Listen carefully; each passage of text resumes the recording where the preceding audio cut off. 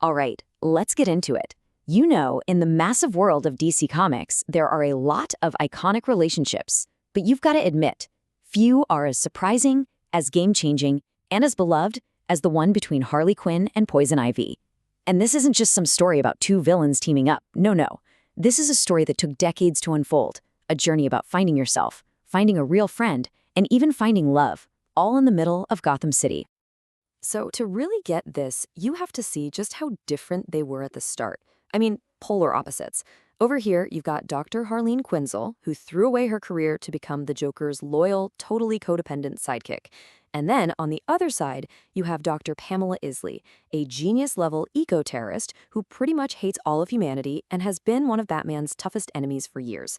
So you gotta ask, right? How in the world did these two even cross paths, let alone become, well, everything to each other? To really understand their story, we have to rewind. We've got to go back to their completely separate origins, which, and this is wild, were created literally decades apart. Okay, just look at this timeline for a second.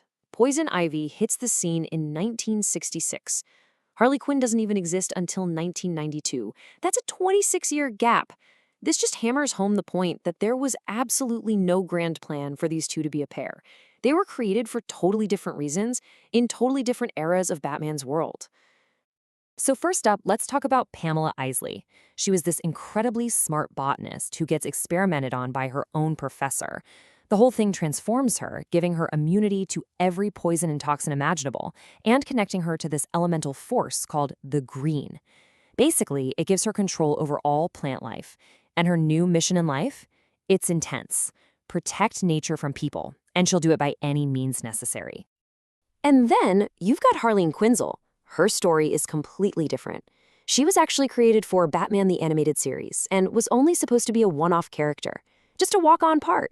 She's the psychiatrist at Arkham, who, instead of helping the Joker, just falls head over heels for him. So she completely reinvents herself as Harley Quinn, get it, like a Harlequin, and becomes his bubbly and very often abused partner in crime. And hey, don't just take my word for it. This is straight from one of her creators, Paul Dini. He basically said the whole idea was just to give Joker a funny henchwoman. You know, someone to play off of, like a classic comedy duo.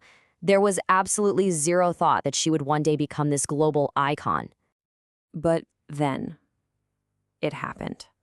A single episode of a cartoon changed everything. Their two separate roads suddenly merged, and it kicked off an alliance that would completely change both their lives forever. So, picture this. It's 1993, and in this classic animated episode, the Joker literally kicks Harley out, throws her onto the street. And who happens to find her? None other than Poison Ivy. Ivy takes her in, and what's crazy is they become this amazing crime duo. They're super successful. But way more important than that, a real, genuine friendship starts to form. And this right here is where the story gets so good, because this friendship was a total game changer. For Harley, it was a lifeline. It was her escape hatch from a deeply abusive relationship. And for Ivy, the woman who basically hates all people, this was a rare, genuine human connection. For the first time, Harley had someone in her corner, someone who was constantly telling her she deserved way better than Mr. J. And really, that friendship, that little bit of support, was the key. It was the spark that gave Harley the power to start that long, hard road to finally getting out from under the Joker's control. You can actually trace her evolution step by step. She starts out as just his sidekick, right? Then, step 2, she meets Ivy and gets a real friend. That gives her the confidence for step 3, starring in her own comic book and building her own identity. And it all leads up to this epic final step, where she goes back, confronts the Joker, and ends it for good. But here's the really cool part. It wasn't a one-way street. Harley's friendship totally changed Ivy, too. It softened her. During this huge storyline called No Man's Land, Gotham is destroyed by an earthquake. And what does Ivy, the villain, do? She turns a park into a beautiful safe haven and becomes this fierce protector of a group of orphans. We see this maternal side of her that nobody knew existed. So their bond is getting stronger and stronger. They work perfectly together. And because of that, for years and years, fans all over the world started asking one very big question. Yeah, everyone could see it. The chemistry between them was just undeniable. So the big question became, Are they just really, really good friends and partners in crime? Or is there something more going on here? The comics teased it for what felt like forever. And then it happened. The writers on the Harley Quinn comic series, Jimmy Palmiotti and Amanda Connor, were asked directly, and they just came right out and said it. No more hints, no more subtext. They just said, yes, they are girlfriends. And let me tell you, that was a huge landmark moment for representation in mainstream comic books. And this wasn't just, some comment in an interview. They made it official in the comics. During DC's big New 52 relaunch, their romantic relationship became canon. We got to see their first on-panel kiss, solidifying a relationship that had been building organically for over 20 years. It was the perfect payoff. And that evolution cemented their place. They weren't just a couple. They became two of the most popular, most important characters in the entire DC universe, both on their own and as a team. I mean, just get a load of this quote from DC's own publisher, Jim Lee. He calls Harley Quinn the fourth pillar of DC publishing. Think about that. The big three are Superman, Batman, and Wonder Woman. And Harley Quinn. That is an absolutely unbelievable rise to the top for a character who was supposed to be a one-joke sidekick in a cartoon.